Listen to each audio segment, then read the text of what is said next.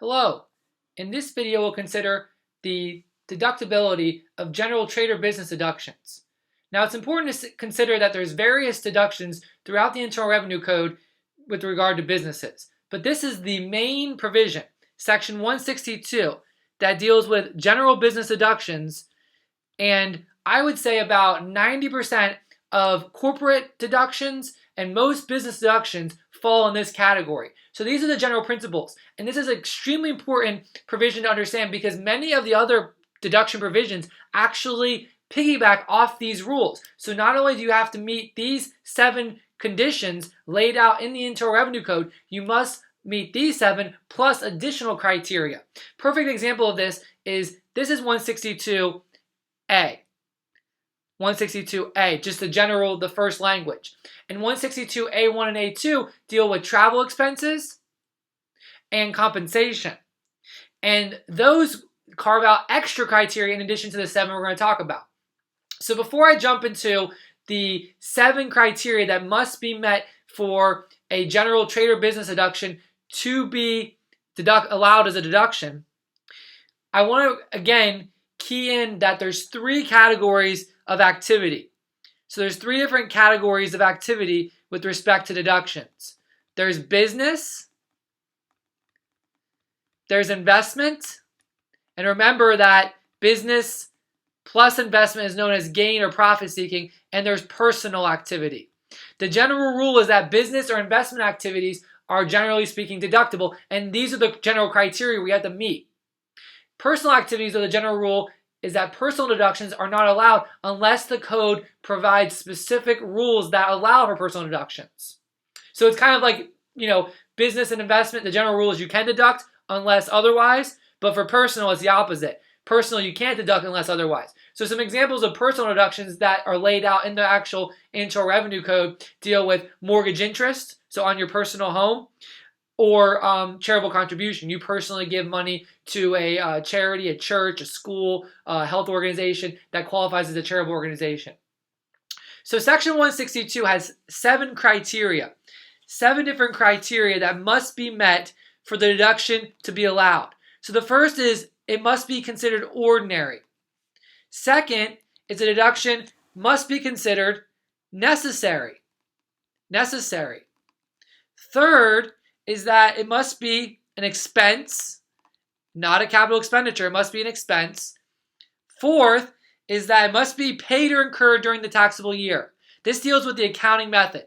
Paid or incurred during the taxable year. The idea is that if it's in another year, well, then it should be in another year. So paid or incurred during taxable year. Number 5 is in carrying on. So in carrying on. And the idea here is that there has to be an already existing business. 6 is it must be a trade or business. A trade or business, which I generally just refer to as business activity. And the last one, which isn't laid out actually in the Section 162A, but it is through case law and through the regulations and other authority out there, is that you have to have adequate substantiation. You have to have adequate substantiation, meaning you have to show proof that there is an actual deduction. You can't just claim it without proof. So this video focuses on the general introduction to this topic. So all 7 must be met. If you fail any of these 7, you don't get the Section 162 trade or business deduction, but you might get investment or personal. This video also serves to go over ordinary and necessary. Now the reason that we're doing both of these together is because they're interrelated. So we will consider the other 7 in other various videos. So let's talk about ordinary. So is the outflow ordinary to the taxpayer's business? So let me put a line here. So now we're going to talk about what has ordinary been interpreted to mean. And with regard to ordinary and necessary, there is a U.S. Supreme Court case back in the 1930s called Welch versus Helring. This is probably one of the top 50 landmark decisions with respect to tax law. This is a U.S. Supreme Court case. Justice Cardozo. So Justice Cardozo, a very well-known jurist, very well-known Supreme Court justice. And in this case, ordinary and necessary are really focused on.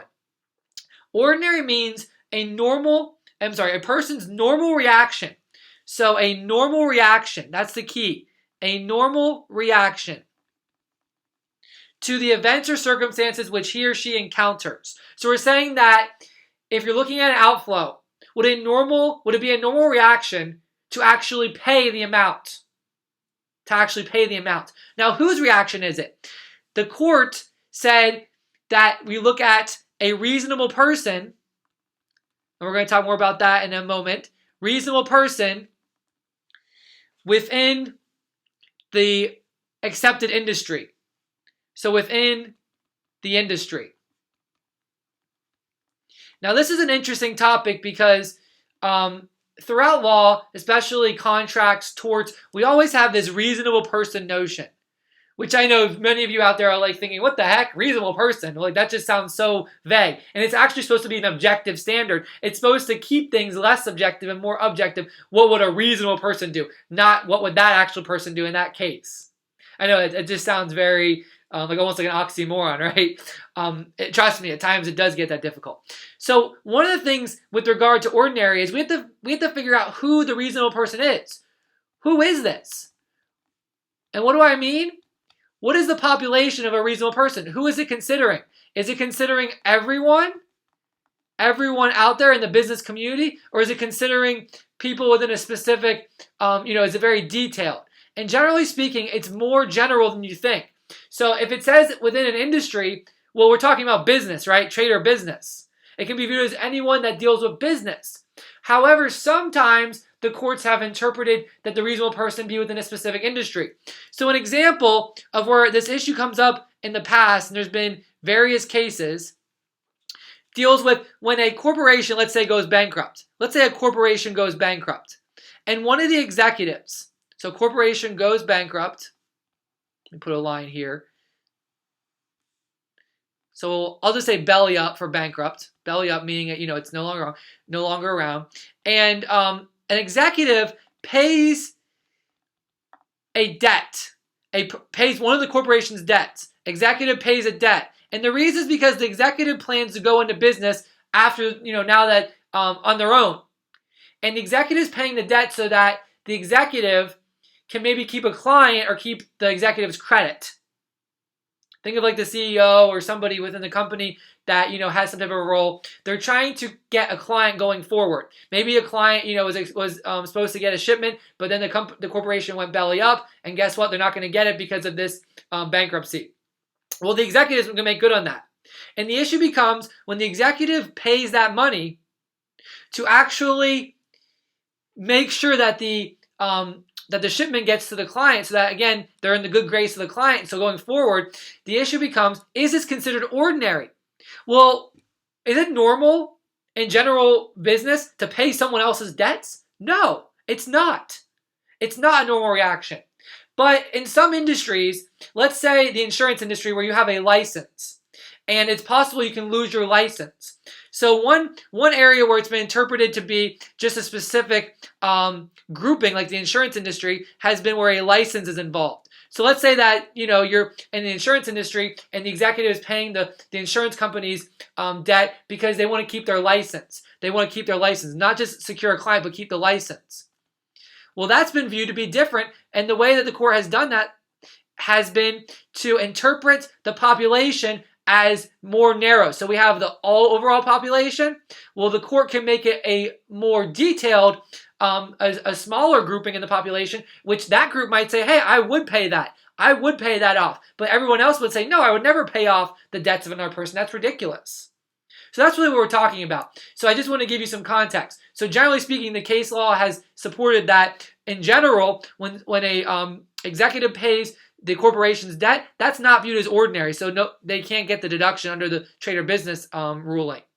However, where a license is involved and the executive is trying to keep his or her license, it has been viewed because, again, the population has been narrowed. So it's really about the common and accepted practice or a normal reaction of a reasonable taxpayer. Again, that's objective, not subjective, because we're looking at this group of the population. So that it really does get, I know I'm mentioning it's subjective, but it really is subjective based on the facts and circumstances in a way. And actually, Justice Cardozo in Welch v. Helvering said that life in all of its fullness is to supply the answer to the question. So that alone tells you that, yes, they're using this concept of this reasonable person, this hypothetical reasonable person, but ordinary in itself is still subjective. So now let's go on to necessary. So necessary is a little bit more not as litigated. So ordinary has in the past been a very litigated issue. Necessary, though, not so much. So necessary has been viewed to be whatever is considered appropriate and helpful with respect to the business activity. So if the outflow is appropriate and helpful to the taxpayer in their business, it's been viewed as, okay, that's necessary.